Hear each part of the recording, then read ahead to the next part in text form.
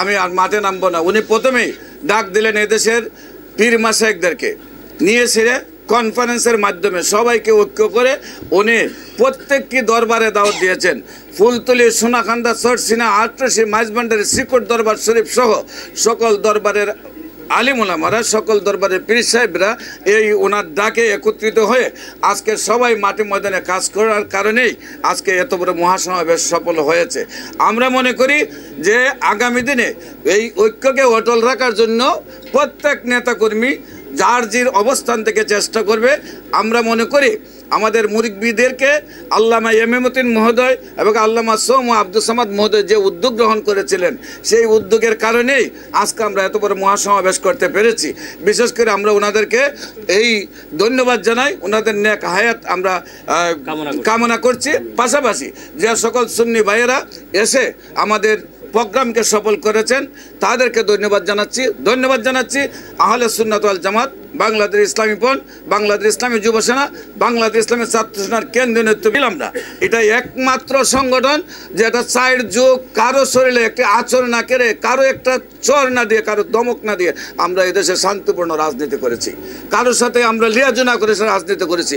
আমাদের আদর্শ আপনি পৃথিবীতে, সারা পৃথিবী যদি আপনি ইতিহাস দেখেন, একমাত্র একটি সংগঠন বাংলাদেশ ইসলামী ফ্রন্ট কারোর সাথে মারামারিতে যায় নাই। আর সারা বাংলাদেশের নয়, সারা পৃথিবীর যত সংগঠন, রাজনৈতিক সংগঠন রয়েছে, প্রত্যেকটি সংগঠনের ইতিহাসে পাবেন মারামারি, কাটাকাটি, হানাহানি, চুরি, ডাকাতি, রাহাজারি, কোন কারাবি, নারী নির্যাতন, নারী হত্যার পর্যন্ত রিপোর্ট রয়েছে।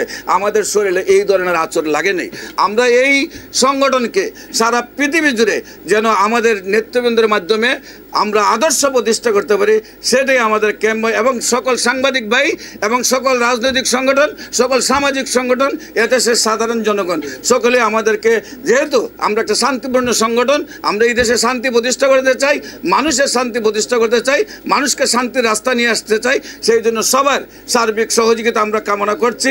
এবং আজকের অনুষ্ঠানে সাংবাদিক ভাইরা সহ, বিভিন্ন কূটনীতিকবিদরা সহ, রাজনৈতিক নেতৃবৃন্দ সহ, বিভিন্ন প্রশাসনিক কর্মকর্তারা যারা আমাদেরকে সহযোগিতা করেছেন সবাইকে ধন্যবাদ জানাচ্ছি। পাশাপাশি যারা আমাদেরকে অসহযোগিতা করেছেন তাদেরকে যেন আল্লাহ হেদায়েত দান করে, তারা যেন সঠিক রাস্তায় ফিরে আসে, সেই জন্য তাদের কাছে রাব্বুল আলামিনের কাছে দোয়া কামনা করেই আমি আমাদের আজকের সাংবাদিক সম্মেলন এখানে শেষ করছি।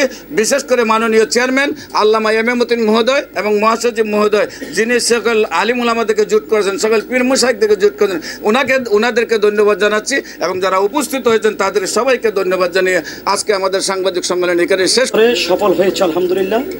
আমি আপনাদের মাধ্যমে দেশবাসীকে ধন্যবাদ জানাই, শুকরিয়া আদায় করি। কারণ আপনারা জানেন এই প্রোগ্রাম সর্বপ্রথম উদ্যোগ গ্রহণ করেছিলেন বাংলাদেশ ইসলামী ফ্রন্টের মাননীয় চেয়ারম্যান জননেতা এমেমউদ্দিন মাদ্দাজিল্লাহুল আলী। উনি উদ্যোগ গ্রহণ করেছিলেন। প্রথম ডেট ছিল আপনার 19 এপ্রিল।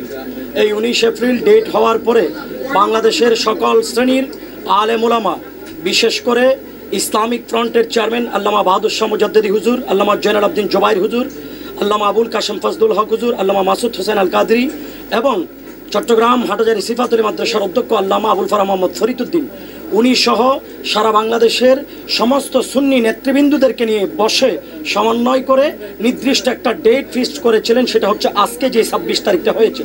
এই 26 তারিখের ডেট ঘোষণা করার পরে আমি নিজেও মুরব্বীদের সাথে টেকনাফ থেকে তেঁতুলিয়া পর্যন্ত প্রত্যেকটা সুফিবাদী দরবারে আমরা দাওয়াতি মিশন নিয়ে গিয়েছি, সবাইকে দাওয়াত পৌঁছিয়েছি।